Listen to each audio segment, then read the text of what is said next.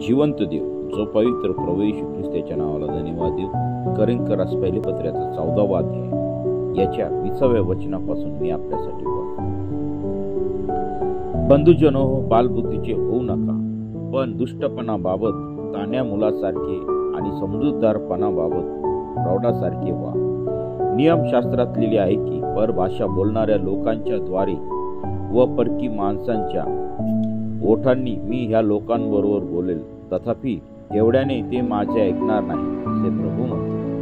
म्हणून ह्या निरनिराळ्या भाषा विश्वास ठेवणाऱ्यांसाठी नव्हे, तर विश्वास न ठेवणाऱ्यांसाठी चिन्ह दाखल आहे. संदेश हा विश्वास न ठेवणाऱ्यांसाठी नव्हे, तर विश्वास ठेवणाऱ्यांसाठी आहे. सगळी मंडळी एकत्र जमली असता सर्वच लोक जर निरनिराळ्या भाषा बोलू लागले आणि अशिक्षित किंवा विश्वास न ठेवणारे लोक आत आले, तर तुम्ही वेडे आहात असे ते म्हणणार नाहीत काय?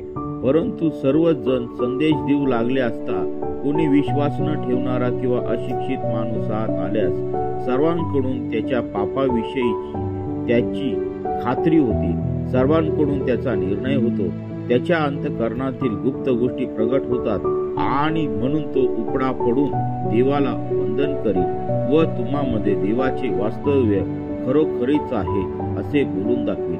वाचलेले वचन देव बाप्पा आशीर्वादित करो. आमेन.